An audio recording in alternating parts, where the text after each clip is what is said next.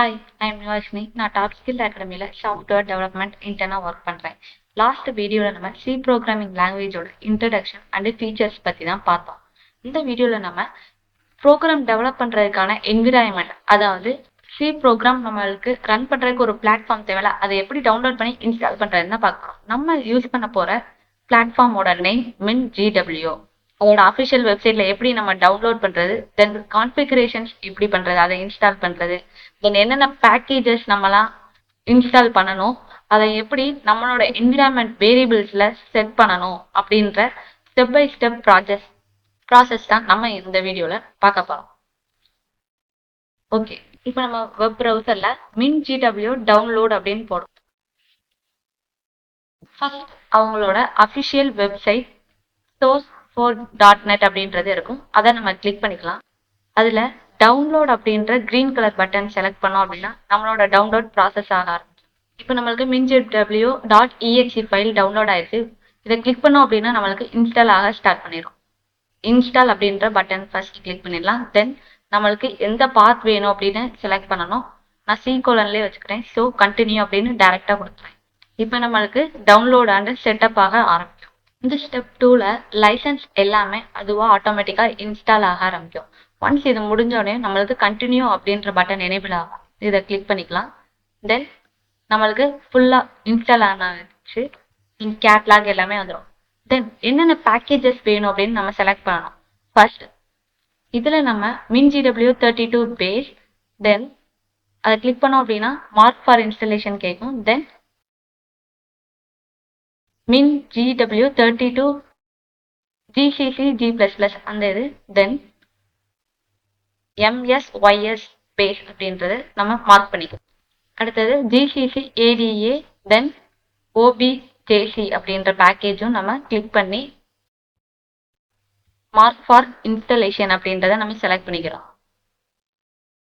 இந்த 5 பேக்கேஜையும் நம்ம செலக்ட் பண்ணிட்டு தென் இன்ஸ்டலேஷன் அப்படின்றத கொடுத்துட்டு அப்ளை சேஞ்சஸ் அப்படின்னு கிளிக் பண்ணோம் அப்படின்னா நம்ம சேஞ்சஸ் எல்லாமே அப்ளை ஆகிறதுக்கு அப்ளை அப்படின்ற ஆப்ஷனை கிளிக் பண்ணிடணும்.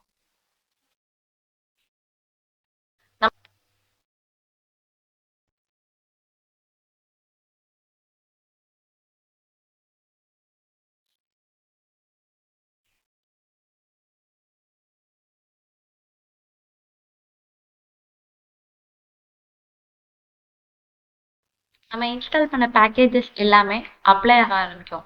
எல்லா லைப்ரரிஸும் எக்ஸ்ட்ராக்ட் ஆன பிறகு நம்மளுக்கு இந்த க்ளோஸ் அப்படின்ற ஆப்ஷன் எனேபிள் ஆகும்.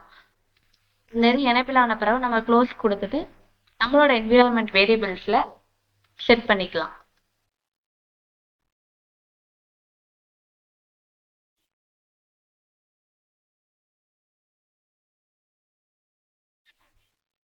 இப்போ நம்மளோட பேக்கேஜஸ் எல்லாமே இன்ஸ்டால் ஆகி அப்ளை ஆயிடுச்சு. தென் க்ளோஸ் அப்படின்ற ஆப்ஷன் கிளிக் பண்ணிடலாம்.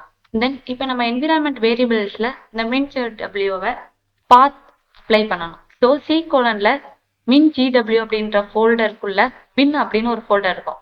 அது வரைய போயிட்டு நம்ம அந்த பாத்தை காப்பி பண்ணிக்கலாம். இப்போ காப்பி பண்ணிட்டோம். ஸ்டார்ட்ல என்விரான்மெண்ட் வேரியபிள்ஸ் அப்படின்னு டைப் பண்ணோம் அப்படின்னா நம்மளுக்கு read the system environment variables option வரும். Then open.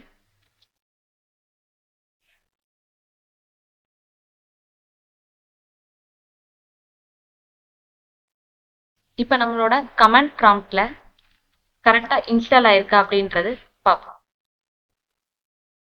ஒன்ஸ் நம்ம என்விரான்மெண்ட் வேரியபிள்ல செட் பண்ண பிறகு கமாண்ட் ப்ராம்ப்ட் யூஸ் பண்ணி GCC வெர்ஷன் அப்படின்னு டைப் பண்ணோம் அப்படின்னா அதோட வெர்ஷன் நம்மளுக்கு இங்க கரெக்டா வந்திருக்கும். ஸோ இப்போ நம்மளுக்கு MinGW டவுன்லோட் அண்ட் இன்ஸ்டால் பண்ணிட்டோம், கான்ஃபிகர் ஆல்சோ பண்ணிட்டோம். இனிமேல் நம்மளோட ப்ரோக்ராம்ஸ் எல்லாத்தையுமே MinGWலயே நம்ம டெவலப் பண்ணிக்கலாம். ஓகே, இப்போ பார்த்த இன்ஸ்டலேஷன் அண்ட் கான்ஃபிகர்ல உங்களுக்கு எதுவும் டவுட் இருந்துச்சு அப்படின்னா நீங்க டாப் ஸ்கில் அகாடமிக்கு நேர்லயும் வரலாம், இல்ல இந்த கான்டாக்ட் டீடைல்ஸ்க்கு நீங்க கான்டாக்டும் பண்ணலாம். நெக்ஸ்ட் நம்ம இன்ஸ்டலேஷன் பண்ண